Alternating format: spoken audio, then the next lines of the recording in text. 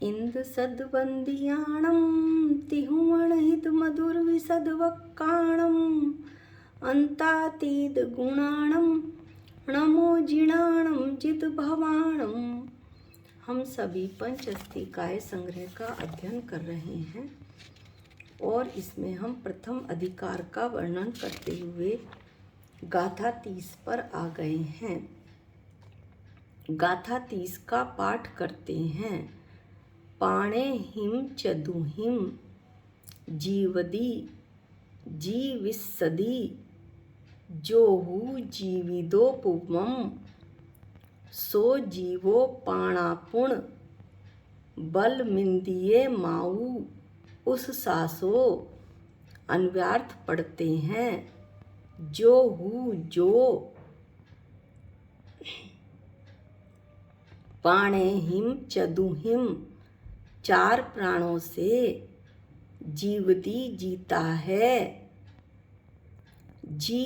जीविस्सदी जिएगा, और जीविदोपुमं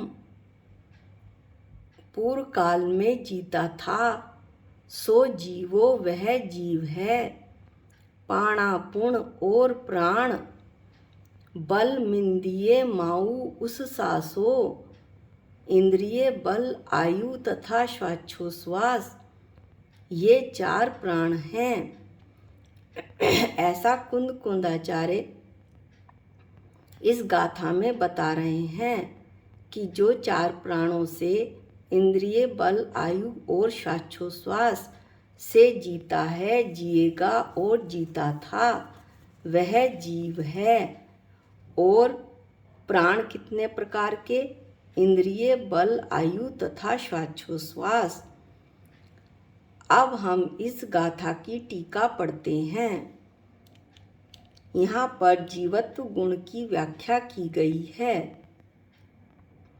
जीवत्व गुण यानी जीवपना, चैतन्य शक्ति, जिससे जीव संसारी और मुक्त दोनों जीते हैं, जिएंगे और जी रहे थे। इस गुण की व्याख्या इस टीका में की गई है। जीवत्व गुण की टीका पाठ करते हैं। प्राण इंद्रिय बल आयु तथा श्वासोच्छ्वास सब रूप होते हैं। हमने गाथा 27 में पढ़ा था कि यही चार प्राण 10 प्राणों में बट जाते हैं। इंद्रिय 5, बल 3, मन बल वचन बल काय बल 5 इंद्रिय 8, आयु और श्वासोच्छ्वास, इस तरह से 10 प्राण हुए। उनमें किसमें? आगे पढ़ते हैं। प्राणों में चित्त सामान्य रूप अन्वय वाले वे भाव प्राण हैं, और पुद्गल सामान्य रूप अन्वय वाले वे द्रव्य प्राण हैं। अमृतचंदाचार्य क्या कह रहे हैं कि उन प्राणों में जो चित्त सामान्य रूप अन्वय वाले हैं, चित्त सामान्य अन्वय यानी जिनमें चैतन्य होता है, चैतन्य का कभी वह नहीं होता। अन्वय वाले यानी जिसका कभी वह ना हो, ऐसे वे भाव प्राण हैं। और इन प्राणों में सदैव चित्त सामान्य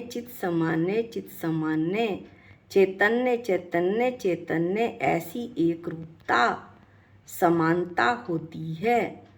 वो कौन से प्राण हैं? भाव प्राण हैं। और दूसरे प्राण हैं द्रव्य प्राण, जिन प्राणों में सदैव पुद्गल सामान्य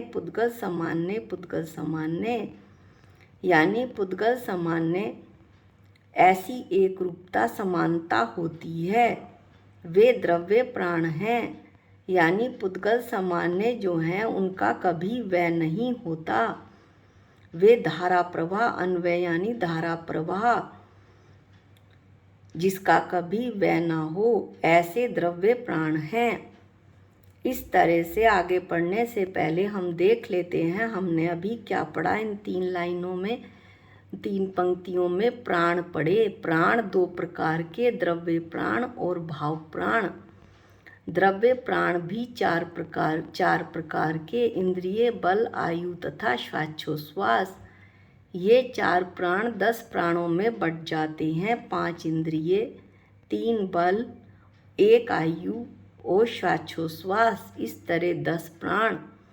और ये कैसे हैं? पुद्गल सामान्य रूप अन्वय वाले हैं। दूसरे प्राण हैं भाव प्राण। ये चैतन्य प्राण हैं, यानी चित्त सामान्य रूप अन्वय वाले हैं। चैतन्य का कभी वह नहीं होता है। आगे आचार्य कहते हैं, उन दोनों प्राणों को त्रिकाल अछिन्न संतान रूप से अटूट धारा से जो धारण करता है, उस संसारी को जीवत्व है।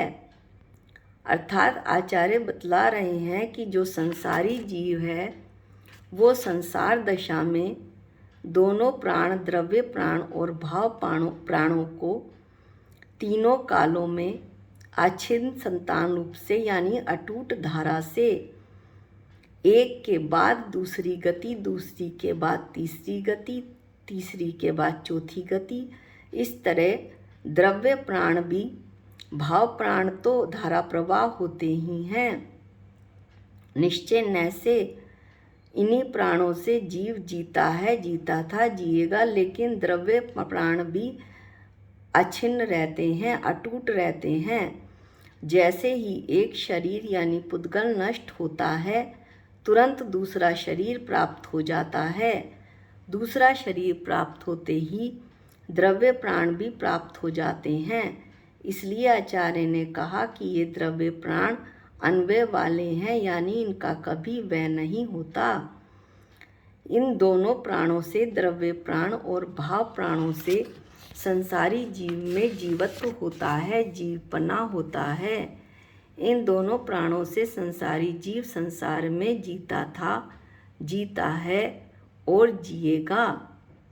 अब आगे आचार्य बतला रहे हैं कि जो मुक्त जीव है यानी सिद्ध भगवान हैं, वो केवल भाव प्राणों को ही धारण करते हैं, चैतन्य प्राणों को ही धारण करते हैं।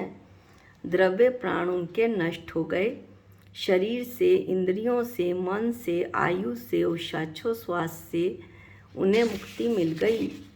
5 इंद्रियों से बल, मन बल, वचन बल, काय बल, आयु तथा श्वासोच्छ्वास, इन प्राणों को उन्होंने नष्ट कर दिया और अब वो केवल चैतन्य प्राणों से जीते हैं,